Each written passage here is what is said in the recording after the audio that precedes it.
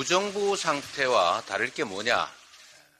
전쟁 나도 각자 도생하라는 말이냐? 이런 얘기들이 우리 시중에 회자되고 있습니다. 고발령 문자 그리고 심지어 공습 사이렌까지 우리 국민들이 듣고 분통을 터뜨리고 항의하고 있습니다.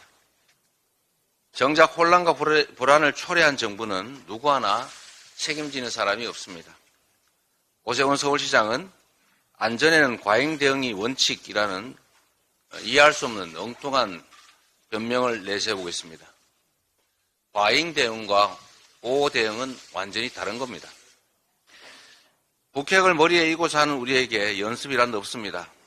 한 번의 실수가 곧바로 돌이킬 수 없는 재난으로 이어질 수 있기 때문입니다. 어제 뉴욕타임즈, BBC 같은 주요 외신들까지 한국이 실제 비상사태에 대응할 준비가 되어 있지 않다라고 지적했습니다. 하지만 서울시와 행안부는 그동안에도 낯뜨겁게 니 탓 공방만 벌이고 있습니다. 예고된 북한의 위성체 발사에도 대응은커녕 혼란만 키운 정부가 심각해지는 안보 위기를 어떻게 대응할지 참으로 궁금합니다.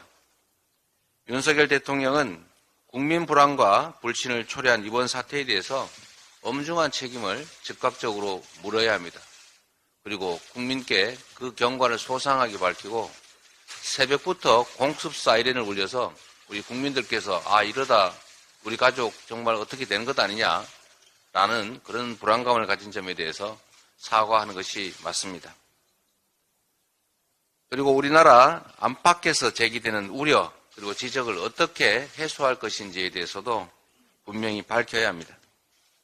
무정부보다 못한 무능정부라는 오명은 윤석열 정부의 몫이 되긴 하겠지만 생명과 안전은 우리 국민 모두의 것이라는 점을 명심해야 합니다. 코로나가 남긴 상처가 깊고 그 여파가 계속되고 있습니다. 1호 공약이 무색하게 대통령은 소상공인의 온전한 손실 보장을 지키지 않았습니다. 고금리로 인한 가계부채와 연체율 연일 상승 중입니다. 9월이면 중소기업 소상공인을 위한 코로나19 금융 지원이 종료되는데 정부는 추가적인 금융 지원은 없다 이렇게 고집하고 있습니다. 월급 빼고 다 올랐다는 말 역시 진짜 현실이 되고 말았습니다. 코로나가 확산하던 2021년 그리고 22년 이동안에도 작게나마 상승했던 실질임금이 이제 가파른 물가 상승을 따라잡지 못하고 있습니다. 바이러스는 평등하지만 재난은 평등하지 않다고 합니다. 그래서 코로나 이후에 심화된 민생 경제 위기 극복을 위한 정부의 노력이 더욱 절실합니다. 국제통화기금은 복지 지출 확대 그리고 고소득층의 증세 같은 정책을 제시했습니다. 그런데 윤석열 정부는 초부자 특권 감세라는 거꾸로 정책을 시행해 왔을 뿐만 아니라 며칠 전에는 갑자기 복지 축소 정책을 들고 나왔습니다.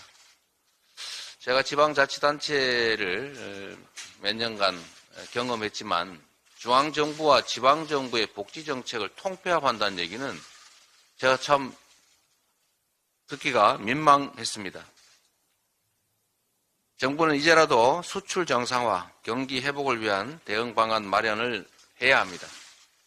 그리고 특히 이번 공공요금 인상에 따른 그리고 엘니뇨 현상에 따른 이번 여름 냉방비 폭등, 냉방비 폭탄에 대해서 미리 대응책을 강구해야 합니다. 서민들의 삶이 너무 어렵습니다. 서민들의 삶을 지원하고 이 불확실해져가고 점점 침체되는 경제를 살리기 위한 특단의 대책, 추경도 반드시 검토해야 된다 말씀을 드립니다. 이상입니다.